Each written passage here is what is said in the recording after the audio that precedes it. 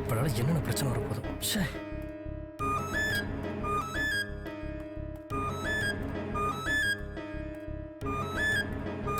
டேய் முருகா. என்ன டேய் என்னடா நினைச்சிட்டு இருக்க நீ? அறிவில்ல புத்தி கிடையாதா? ஹலோ என்ன? ஏதோ எலிசத்த வாட வருது.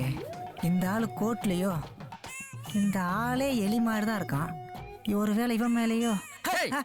என்ன பாக்குற? போடா வெளியே தர. சத்தியமா இவன் மேலதான். கை போடுது கால் போடுது கரமாதம் போடுது. நம்மளோட வேலை பாக்குது.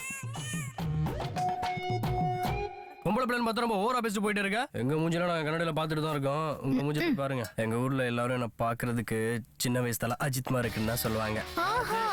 இந்த விஷயம் தலைக்கு தெரியுமா? கூடிய சீக்கிரம் தெரிய வரும். அவர் என்ன அழகு, பர்சனாலிட்டி.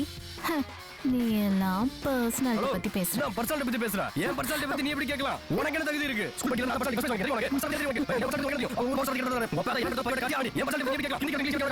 உனக்கு என்ன பிரச்சனைங்க? எவன் இந்த வரேன். ஏ மாமா இவன் என்ன சொன்னா தெரியுமா? என்ன சொன்னா தெரியுமா? என்ன சொன்னா தெரியுமா? அவ நிறுத்து. எல்லா பிரச்சனையும் கேட்டுட்டு தான் இருந்தேன். அப்படி அவ சொன்னதுல ஒரு சின்ன தப்பு இருக்கு. இங்க பாருமா, இங்க இல்ல இந்த வேலையிலே பர்சனாலிட்டியை பத்தி பேசுற ஒரே தகுதி எனக்கு மட்டும்தான் இருக்கு. வல்லரசு விஜயகாந்தும் அபூர்வ சூரியல் கமலஹாசனையும் சேர்ந்து செஞ்ச கலவனா.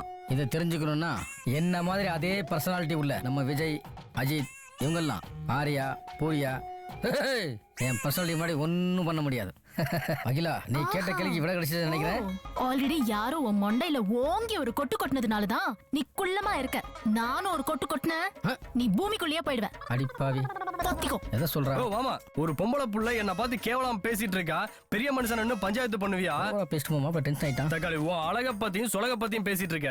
இரு உன்னை டேமேஜ் பண்றேன். உன் மூஞ்சியும் சைஸும் பிடிக்காம தானே உன் பொண்டாட்டி மரதான் எனக்கு ஒண்ணு விட்டு ஓடணும். மசாலாமா அன்பு அனாதையில சாப்பாடு போயிடுச்சா? அரை மணி நேரத்துல போயிடுமாமா. சாந்தி சர்வீஸ்க்கு அதோ கவா குச்சி எடுத்துட்டு போற மாமா. அன்னை தெரசா ஸ்கூலுக்கு நான் தான் போடும் மாமா. போடா. போறேன் மாமா. போ போடானே. போறேன்டா. என்ன போறான்னு சொல்லிட்டு போறான். ஹலோ, உனக்கு தனியா சொல்லுமா? போமா. ஆனா மரியாதை போச்சே. மாமா என்ன சாப்பாடுன்னு சொல்றீங்க? ஸ்கூல் ஏதாவது நடத்துறீங்களா?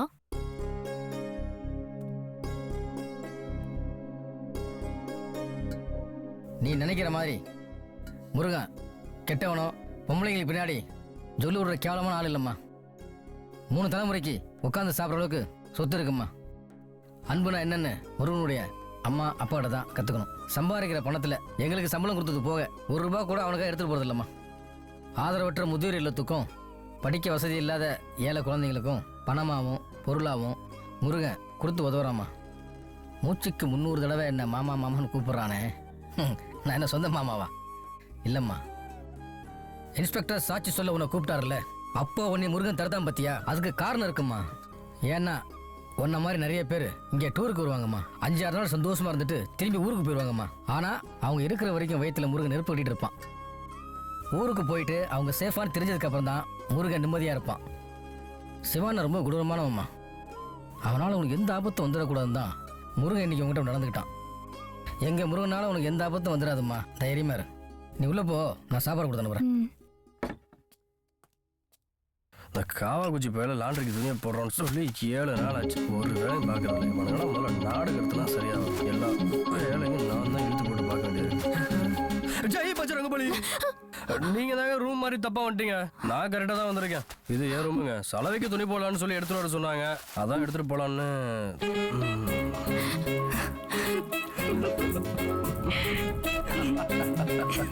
நீங்க என்ன குழந்தை மாதிரியே இருக்கீங்க. மூட வேண்டியது மூஞ்சி இல்லைங்க.